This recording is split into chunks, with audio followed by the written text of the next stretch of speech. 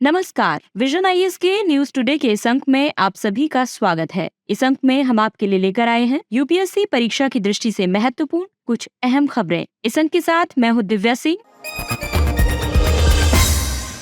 आइए सबसे पहले बात करते हैं इस अंक की हेडलाइंस के बारे में। गृह मंत्रालय ने लोकसभा की सुरक्षा में हुई चूक की जांच के लिए एक जांच समिति का गठन किया। Global partnership on artificial intelligence शिखर सम्मेलन में नई दिल्ली घोषणा पत्र अपनाया गया। इसरो गगनयान मिशन के लिए स्वदेशी environmental control and life support system विकसित करेगा। संयुक्त राज्य अमेरिका के हाउस ऑफ रिप्रेजेंटेटिव्स ने वर्तमान राष्ट्रपति पर महाभियोग प्रक्रिया औपचारिक रूप से शुरू करने का प्रस्ताव पारित किया। विश्व स्वास्थ्य संगठन ने बच्चों की सुरक्षा के लिए ई सिगरेट के बढ़ते प्रचलन पर तत्काल रोक लगाने का आग्रह किया। और चक्रवात मिशोंग के कारण आई बाढ़ के बाद चेन्नई के एन्नोर क्षेत्र में तेल का रिसाव हुआ। और आइए अब खबरों पर विस्तार से चर्चा करते हैं।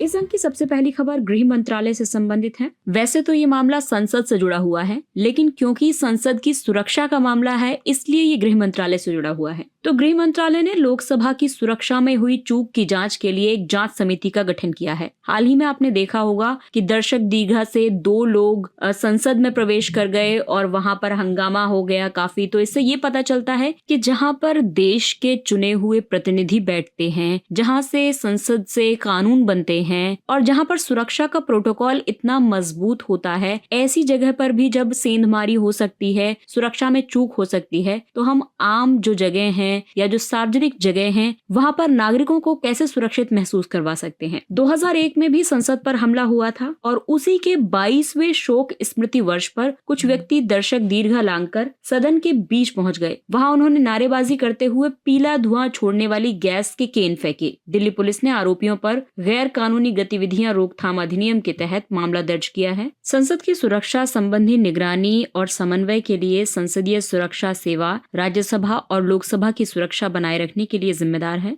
इसमें विविध सुरक्षा एजेंसियों और अर्धसैनिक बलों के कार्मिक शामिल होते हैं। सदन के परिसर में बंदूक, गोला बारूद, बैनर, प्ले कार्ड आदि ले जाना प्रतिबंधित है। बेहतर समन्वय के लिए एक संयुक्त कमान और नियंत्रण केंद्र स्थापित किया गया है। संसद के सुरक्षा ढांचे की अगर हम बात करें तो इसमें दिल्ली पुलिस की एक विशेष यूनिट, केंद्रीय रिजर्व पुलिस बल सीआरपीएफ, केंद्रीय औद्योगिक सुरक्षा बल सीआईएसएफ और अग्निशमन सेवा शामिल है। संसद भवन में फेशियल आर्टिफिशियल इंटेलिजेंस प्रणाली लगी हुई है। इसके अलावा प्रतिबंधित पहुंच है। लोकसभा की प्रक्रिया और कार्य संचालन नियम गैर सदस्यों के प्रवेश, वापसी और निष्कासन का प्रावधान करते हैं। इसमें उपबंध किया गया है कि लोकसभा अध्यक्ष जब भी उचित समझे सदन के किसी भी हिस्से से गैर सदस्यों को सदन से निष्कासित करने का आदेश दे सकता है। संसद में आने वाले आगंतुकों को सांसदों से सुरक्षा मंजूरी की जरूरत होती है और इस तरह से संसद की सुरक्षा एक प्रकार से सांसदों की जिम्मेदारी बन जाती है।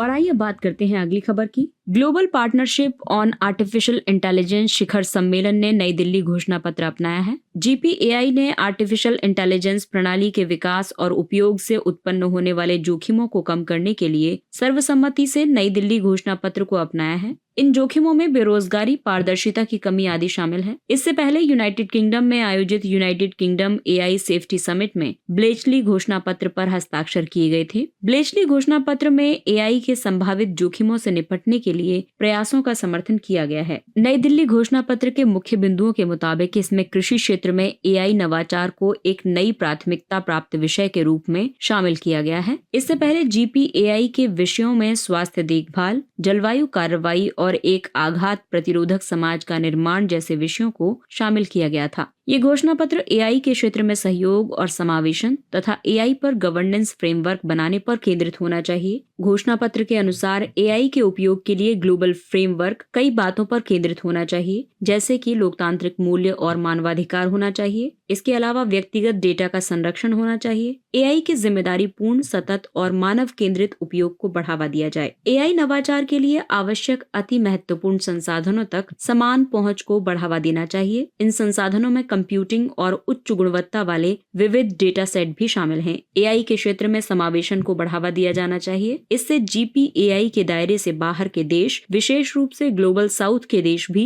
एआई से जुड़े लाभ प्राप्त कर सकेंगे। Global partnership on artificial intelligence की अगर हम बात करें तो इसकी स्थापना जून 2020 में की गई थी। उस समय भारत सहित 15 देश इसके सदस्य थे। वर्तमान में ये 29 सदस्यों का गठबंधन है। GPAI वैश्विक विशेषज्ञों की एक बहुहितधारक पहल है। ये एआई के सिद्धांत और व्यवहार में अंतराल को दूर करने के लिए प्रयास कर रहा है। भारत 2024 के लिए GPAI का लीड चेयर है। इस रूप में उसने GPAI के वार्षिक सम्मेलन का आयोजन किया है।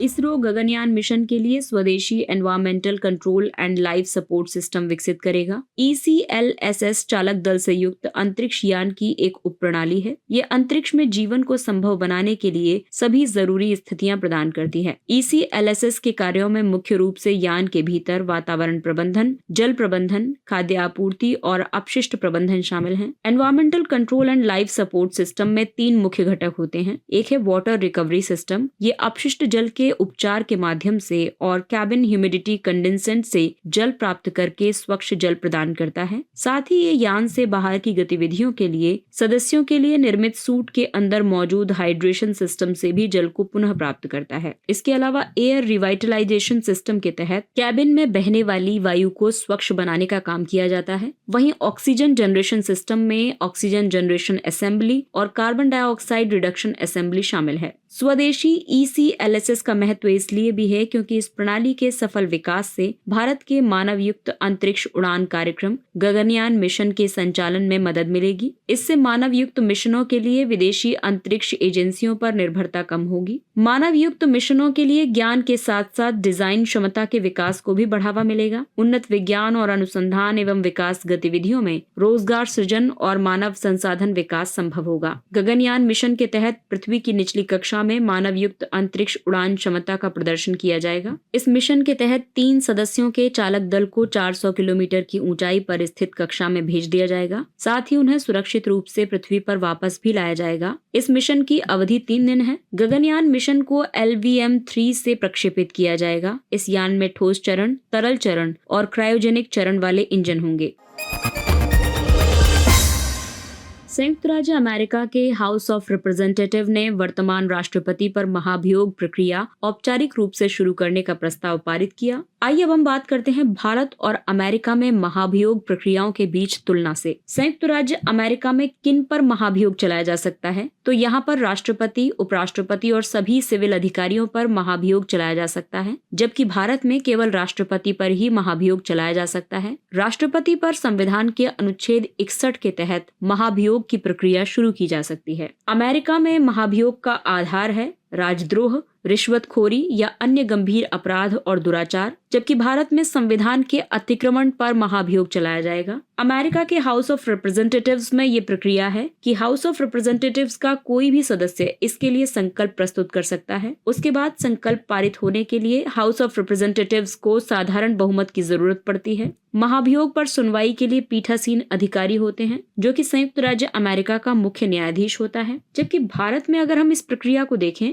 तो भारत में संसद के दोनों सदनों में से किसी भी सदन में महाभियोग के लिए आरोप लगाने वाला संकल्प प्रस्तुत किया जा सकता है। हालांकि ऐसा संकल्प प्रस्तुत करने के लिए कम से कम 14 दिन की लिखित सूचना और उस पर सदन के कम से कम 1/4 सदस्यों के हस्ताक्षर जरूरी हैं। फिर उसके बाद मतदान होता है। मतदान में संकल्प को उस सदन की कुल सदस्य संख्या के कम से कम 2/3 बहुमत से पारित होना जरूरी है और जिस सदन में संकल्प प्रस्तुत किया जाता है उस सदन में संकल्प पारित होने के बाद उसे दूसरे सदन में भेजा जाता है। वहाँ संकल्प पर मतदान से पहले आरोपों की जांच की जाती है। वहाँ राष्ट्रपति को अपना पक्ष रखने का अधिकार होता है। इस सदन में भी संकल्प को कुल सदस्य संख्या के 2/3 बहुमत से पारित करना जरूरी है। महाभियोग पर सुनवाई के लिए पीठासीन अधिकारी संबंधित सदन का पीठासीन अधिकारी होता है। अगली खबर है परिणाम। हाउस ऑफ रिप्रेजेंटेटिव्स में महाभियोग संकल्प का पारित होना अभियोग को स्वीकार करने जैसा है। इससे राष्ट्रपति पद से नहीं हटता। निचले सदन में महाभियोग की मंजूरी के बाद उच्च सदन सीनेट की एक अदालत की तरह बैठक बुलाई जाती है। राष्ट्रपति को केवल तभी उसके पद से हटाया जा सकता है जब सुनवाई के बाद सीनेट के 2/3 सदस्य महाभियोग के पक्ष में मतदान करें। हालांकि हाउस ऑफ रिप्रेजेंटेटिव्स ने एंड्रयू जॉनसन, बिल क्लिंटन और डोनाल्ड ट्रंप पर महाभियोग को मंजूरी दी थी। हालांकि इनमें से किसी को भी राष्ट्रपति के पद से नहीं हटाया गया। वहीं भारत में अगर हम बात करें तो इसका परिणाम ये होता है कि जब दोनों सदनों से संकल्प पारित हो जाता है तो उसके बाद में राष्ट्रपति को पद से हटाया जाता है। भारत में अभी तक किसी भी राष्ट्रपति को महाभियोग प्रक्रिया से पद से नहीं हटाया गया है।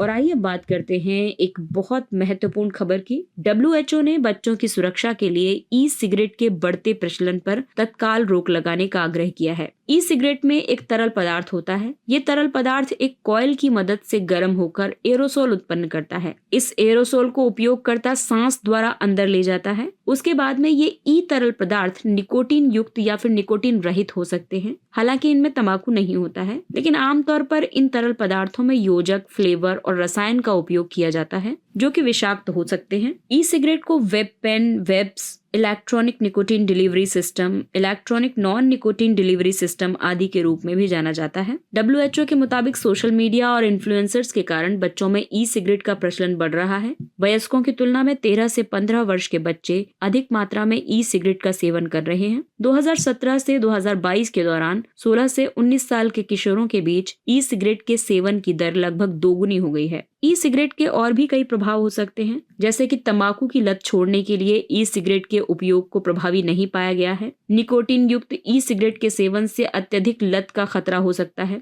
इसके अलावा ई सिगरेट से विषाक्त पदार्थ उत्पन्न होते हैं जो कि कैंसर का कारण बनते हैं। साथ ही ये हृदय और फेफड़ों से जुड़े विकारों के खतरे में भी वृद्धि करते हैं। ये भ्रूण के विकास और मस्तिष्क के विकास को भी नकारात्मक रूप से प्रभावित करती है। भारत में ई सिगरेट का विनियमन सरकार ने इलेक्ट्रॉनिक सिगरेट निषेध अधिनियम 2019 पारित किया है। ये कानून ई सिगरेट के उत्पादन, विनिर्माण, आयात, निर्यात, परिवहन, बिक्री, वितरण, भंडारण और विज्ञापन पर रोक लगाता है। और आइए बात करते हैं अगली खबर की। चक्रवात मिशोंग के कारण आई बाढ़ के बाद चेन्नई के एन्नोर क्षेत्र में तेल का रिसाव हुआ है। भारतीय तटरक्षक बल के मुताबिक Chennai petroleum corporation limited refinery से तेल का रिसाव हुआ था। अब ये रिसाव समुद्र में 20 वर्ग किलोमीटर तक फैल गया है। तेल रिसाव यानी कि तरल पेट्रोलियम हाइड्रोकार्बन का रिस्क कर आसपास के पर्यावरण और विशेष रूप से समुद्री क्षेत्रों में फैलना है। तेल का रिसाव कई कारणों से होता है, जैसे कि कर्मियों की गलती की वजह से उपकरणों का टूटना, तेल को गैर कानूनी रूप से डंप कर देना, चक्रवाती तूफान जैसी प्राकृतिक आपदाएं आदि। तेल रिसाव का प्रभाव ये है कि ये स्तनधारी जीवों के फर की ऊष्मारोधी क्षमता को नष्ट कर देता है और साथ ही ये पक्षियों के पंखों के जलरोधी गुणों को भी प्रभावित करता है, जिससे उन्हें उड़ने में परेशानी होती है। सांस के माध्यम से तेल शरीर के अंदर जाने के कारण डॉल्फिन और व्हेल की प्रतिरक्षा प्रणाली और प्रजनन क्षमता प्रभावित होती है। इसके कारण आसपास के लोगों को स्वास्थ्य संबंधी कई समस्याओं का सामना करना पड़ता है। इनमें हृदय संबंधी बीमारी होना, प्रतिरक्षा प्रणाली कमजोर होना, तेज गंध के कारण सिर दर्द होना, त्वचा में जलन होना आदि शामिल है। इससे सूर्य के प्रकाश के समुद्री जल के भीतर पहुंचने में बाधा उत्पन्न होती है। इससे पादप प्लवक की प्रकाश संश्लेषण प्रक्रिया प्रभावित होती है। ये मैंग्रोव वनों को नुकसान पहुंचाता है और इस कारण वे समुद्री तटों की चक्रवाती पवनों या लहरों से रक्षा नहीं कर पाते। तेल रिसाव की समस्या से निपटने के लिए भारत में विकसित जैव उपचार तकनीकें हैं, जैसे कि ऑयल जैपर। इसे the energy and resources institute TERI ने विकसित किया है। ये पर्यावरण हितैषी तकनीक है। इसमें क्रूड ऑयल और स्लज यानी तेलीय गाद के हाइड्रोकार्बन यौगिकों का अपघटन करने वाले बैक्टीरिया का उपयोग किया जाता है। ये बैक्टीरिया इन्हें हानि रहित CO2 और जल में बदल देते हैं। दूसरा है ऑयलीवोरस एस। इसे टेरी और इंडियन ऑयल कॉर्पोरेशन लिमिटेड ने संयुक्त रूप से विकसित किया है। ये एक अतिरिक्त बैक्टीरियल स्ट्रेन वाला माइक्रोब है। ये गुण इसे उच्च सल्फर सांद्रता वाली तैलीय गाद और क्रूड ऑयल के खिलाफ अधिक सक्षम बनाता है। तेल रिसाव को रोकने के लिए भारत ने भी कई कदम उठाए हैं, जैसे कि भारतीय तटरक्षक बल ने राष्ट्रीय तेल रिसाव आपदा आकस्मिकता योजना तैयार की है। मर्चेंट शिपिंग अधिनियम 1958 के तहत तेल से समुद्र में प्रदूषण की रोकथाम और नियंत्रण के लिए उपाय करने का प्रावधान किया गया है। वैश्विक स्तर पर भी कई पहलें की गई हैं, जैसे कि समुद्री जीवन की सुरक्षा पर अंतर्राष्ट्रीय कन्वेंशन लागू किया गया, जलपोतों से समुद्री पर्यावरण में होने वाले प्रदूषण की रोकथाम पर अंतर्राष्ट्रीय कन्वेंशन मारपोल लागू किया गया और भारत इन दोनों कन्वेंशंस का पक्षकार देश है।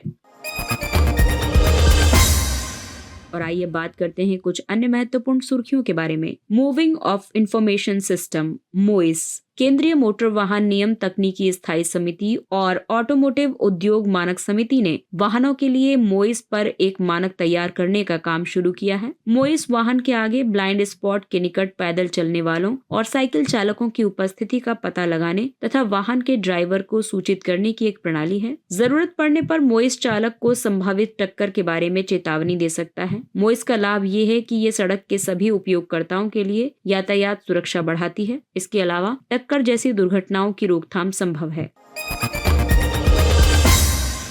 राजनीतिक दलों का पंजीकरण रद्द करना। दिल्ली उच्च न्यायालय ने धार्मिक, जातीय, निर्जातीय और भाषाई अर्थ वाले नामों से पंजीकृत राजनीतिक दलों का पंजीकरण रद्द करने की जनहित याचिका खारिज कर दी है। भारत में राजनीतिक दल लोक प्रतिनिधित्व अधिनियम 1951 की धारा 29A के तहत भारत के निर्वाचन आयोग में पंजीकृत होते हैं। हालांकि RPA 1951 राजनीतिक दलों का पंजीकरण रद्द करने के लिए कोई तंत्र प्रदान नहीं करता है। चुनाव सुधारों पर विधि आयोग की 255वीं और 170वीं रिपोर्ट में नियमों का अनुपालन नहीं करने के मामले में किसी दल का पंजीकरण रद्द करने के लिए इलेक्शन कमीशन ऑफ इंडिया को शक्ति प्रदान करने की सिफारिश की है।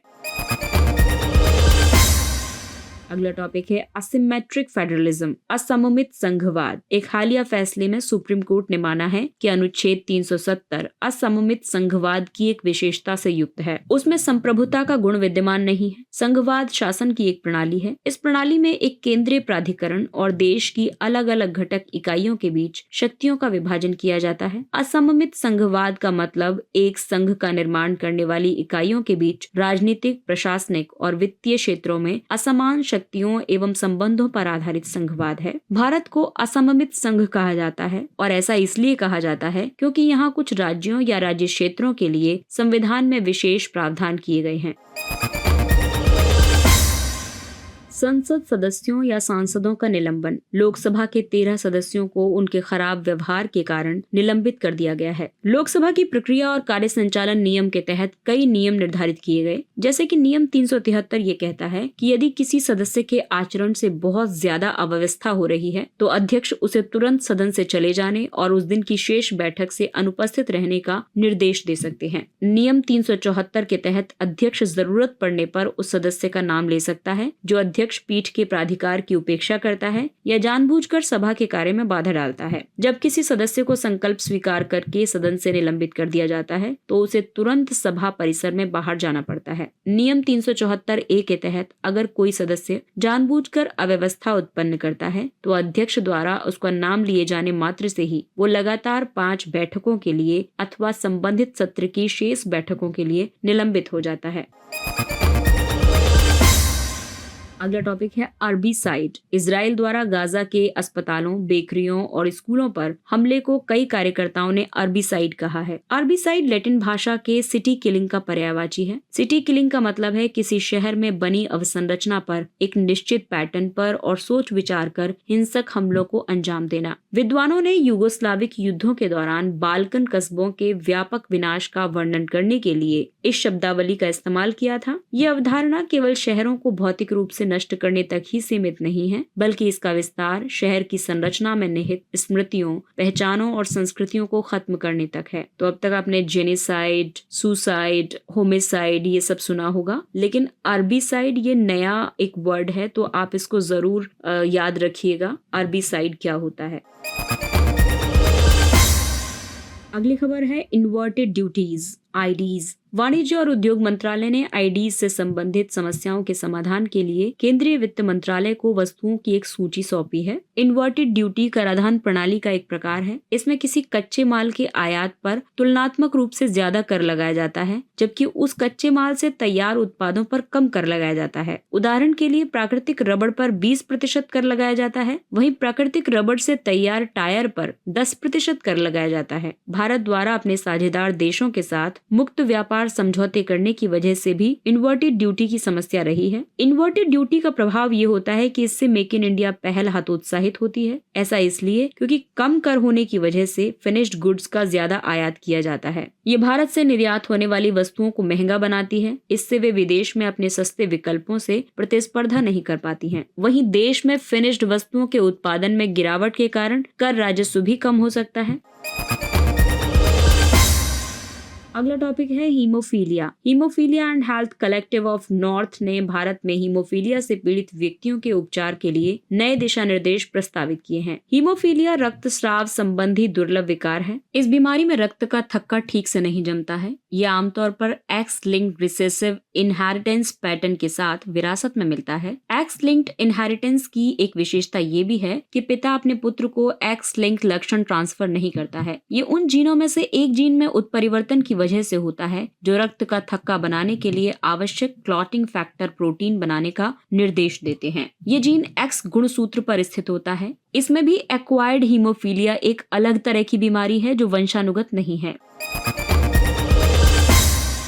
अगला टॉपिक है लूनर एंथ्रोपोसीन। कैंसस यूनिवर्सिटी के एक अध्ययन के मुताबिक मानव जनित गतिविधियों के कारण चंद्रमा लूनर एंथ्रोपोसीन युग में आ गया है। लूनर एंथ्रोपोसीन पृथ्वी पर एंथ्रोपोसीन युग के समान ही है। एंथ्रोपोसीन शब्दावली का उपयोग किसी ग्रह की कार्यप्रणाली पर मानव जनित गतिविधियों के गंभीर प्रभावों को दर्शाने के लिए किया जाता है। ऐसा माना जाता है कि लूनर एंथ्रोपोसीन युग की शुरुआत 1959 में पूर्व सोवियत संघ के लूना 2 मिशन से हुई थी। दरअसल एंथ्रोपोसीन भूगर्भिक टाइम स्केल में एक प्रस्तावित युग है। इसका उपयोग पृथ्वी के इतिहास की सबसे हालिया अवधि का वर्णन करने के लिए किया जाता है। ये शब्दावली उस युग का संकेत देती है जब मानव जनित गतिविधियों ने पृथ्वी ग्रह की जलवायु और पारिस्थितिकी तंत्र पर महत्वपूर्ण प्रभाव डालना शुरू कर दिया था।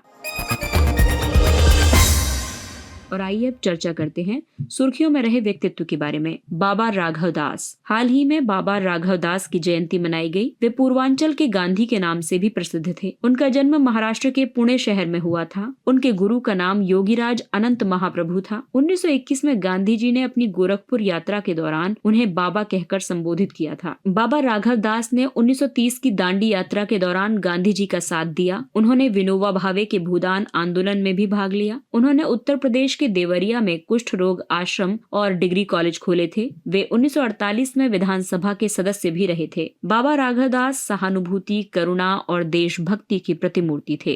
इसके साथ ही ये अंक समाप्त होता है। अगले अंक में फिर मुलाकात होगी कुछ अन्य महत्वपूर्ण खबरों के साथ। तब तक अपने लक्ष्य के लिए तत्पर रहिए और अगर आपको हमारा कंटेंट अच्छा लगता है तो इसे लाइक, सब्सक्राइब और शेयर जरूर करें। और अब हमें यानी विजन IAS की पूरी टीम को दीजिए इजाजत। नमस्कार।